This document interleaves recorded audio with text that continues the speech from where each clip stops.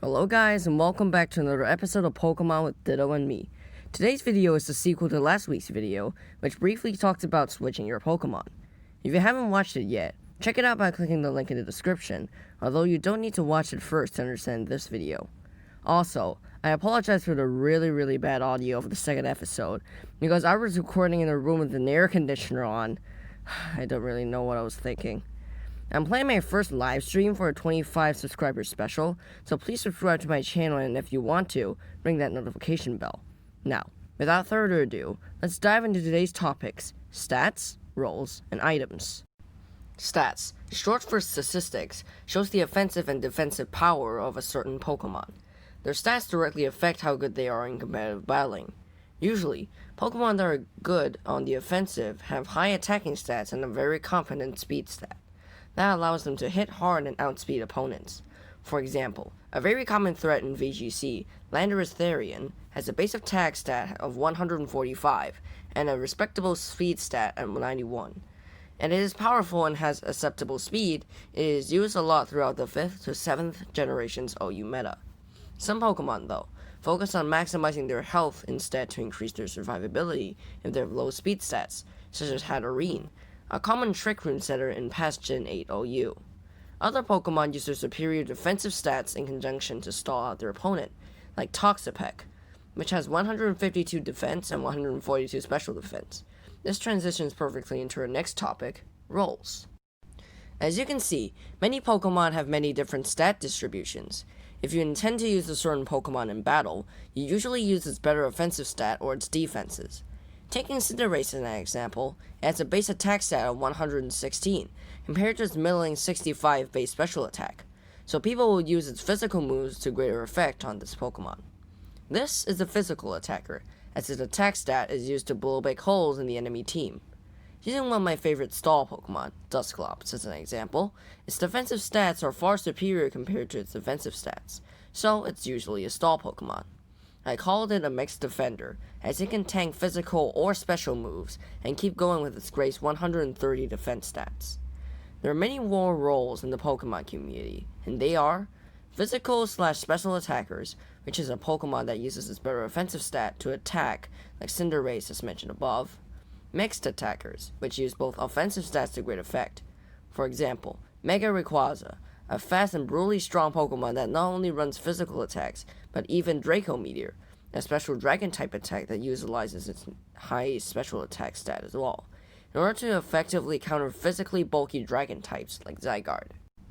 Then, we have Sweepers, which set up while the opponent switches, leaving opportunities to maul through their teams in one fell swoop, such as Xerneas, an extremely powerful Pokemon in the 6th generation due to having Geomancy, a move that increases special attack, speed, and special defense all by 2, but took 2 turns to set up without items in its hold.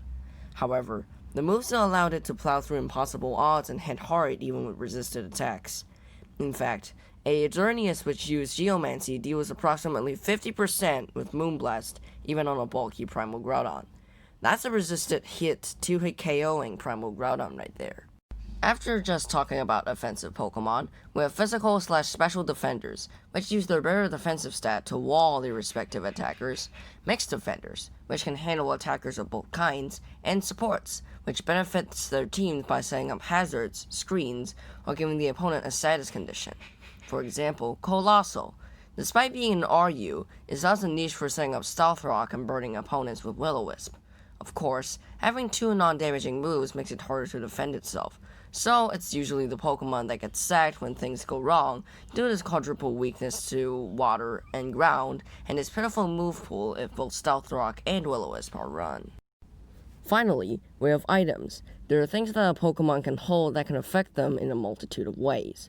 I'll split them into 3 categories: offensive items, recovery items, and technical items. Offensive items, like the name suggests, increase the Pokemon's offensive power. The most common ones are the Life Orb, which gives you a 1.3 times boost to all your attacks, but loses 1/10 of your HP every time you attack. The choice items, Band, Specs, and Scarf, which limits you to using one move but having the trade-off of having your physical attack, special attack, or speed respectively increased by 50%, or the Expert Belt, which gives you a 1.2 times boost to all your super effective moves, One of the most common choice scarf users, Galarian Darmanitan, uses it for a faster speed tier, in conjunction with one of its abilities, Guerrilla Tactics, basically a built-in choice band. There is also one offensive item that is rarely run, which is Weakness Policy. It gives you a 2x boost to all your Pokemon's physical and special attacking stats if you're hit super effectively. There is a huge risk for frail attackers, so most people use it on bulky Pokemon, or Pokemon that mitigate their type's weaknesses to a certain degree, like bulky Aegislash.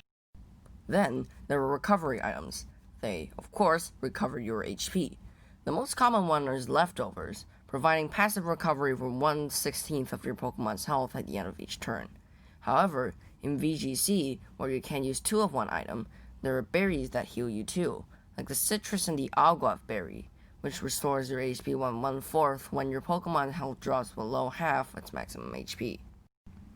Tentacle items are one that are used on specific Pokemon, or items that allow it to do one specific action, like the Bundler Policy, which doubles its speed when the Pokemon's attack misses. Another type of technical item or items that are Pokemon specific, like Megastones. One of the more obscure ones, which is not a Megastone, is the Gracious Orb, an item only usable in Giratina that can turn it from its altered form into its origin form. Anyways, remember when I talked about Xerneas? Geomancy takes 2 turns to sell without the aid of items.